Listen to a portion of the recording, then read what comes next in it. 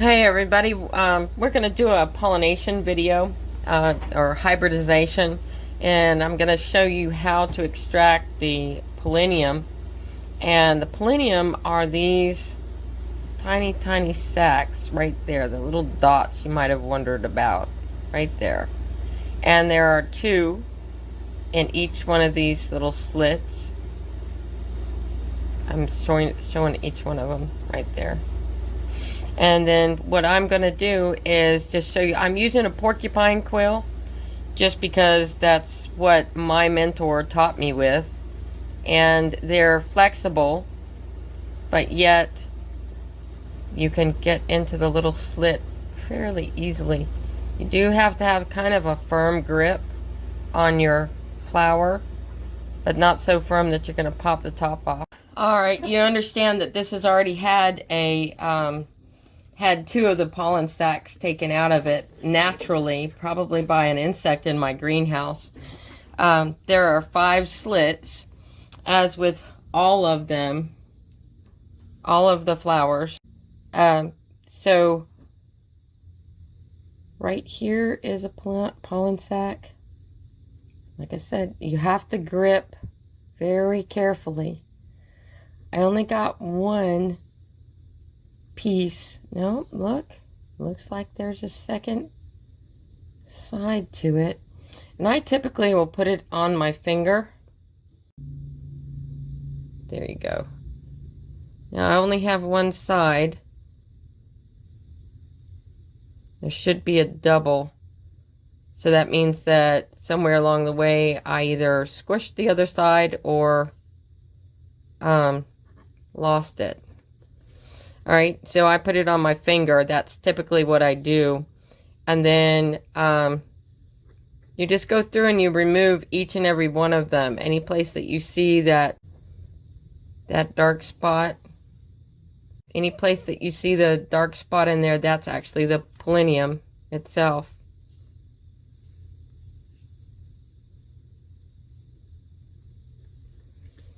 And I want to turn the flower so I can get the other one out, but not twist it off. You can see the polonium that's actually the pollen sac that's actually on my finger there. And by the way, I normally do this freehand with a chewed up toothpick. I don't always have my porcupine quills with me, but you can chew up the end of a toothpick and do this. But they're all made the flower bleed, which is not the end of the world. It'll still cross. Alright, your pollen sacs do dry out rather quickly, so if you have a moist paper towel that you can place them on while you're doing this, it would be good because they do dry out rather quickly. I usually am able to do this rather quickly in the greenhouse, and obviously you have to take out all the pollen sacs prior to placing new pollen sacs in there. So I think I just have one more.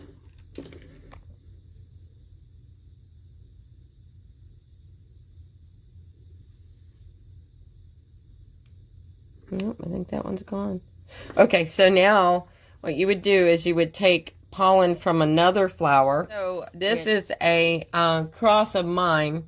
It's probably not one that you all would know, but notice that it's got little veins in it. It's a little bit different than a normal carnosa. So I'm going to remove the pollen sacs from this, and then I'm going to place them in the 1253-77. That is a Mike Bernardo cross.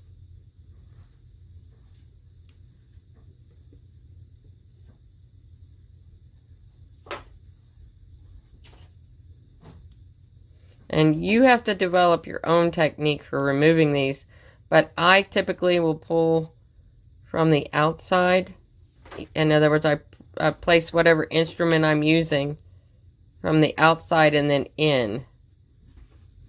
Alright, so we're going to try this again with another one, see if I can get the, there it is.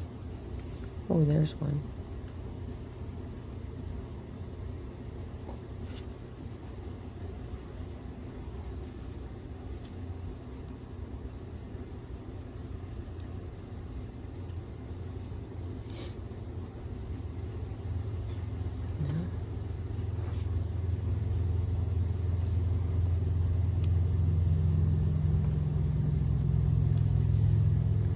There's one.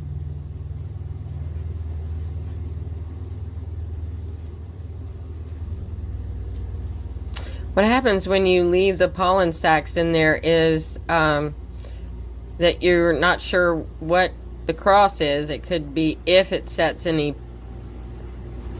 it could be a self. Really not feeling successful. You know what? Feeling successful. Yeah, all I did was remove the center. There, you try it. Where am I putting these? You're putting them exactly where you took them out. You're going to slide them inward. There you go.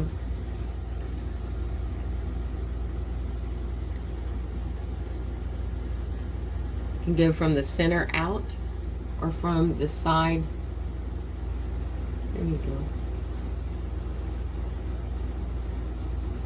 Like that? Mm-hmm. As long as it just kind of disappears into that slot, you've got it made. That's the... You're acting like a moth, because the moth is the vector, the pollination vector for all these Hoyas. Put it in that one, and I'm going to try to kind of mush it down a little bit.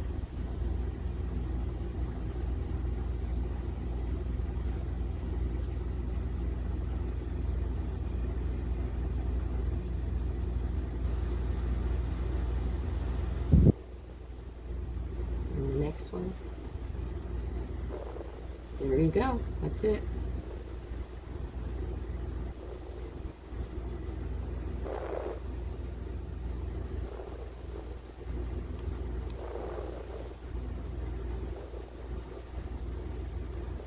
That's it. That's perfect. And remember, you don't have to have it in the most perfect place, because they create tubules that go down to the ovary of the plant.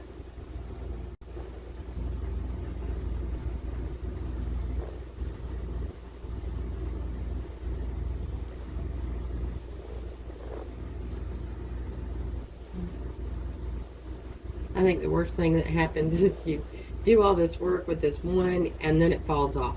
Oh, that flower? Yeah, the whole flower falls off. And you're like, okay, well, it's been all that time. But as you get better, you know, it doesn't take very long to do this.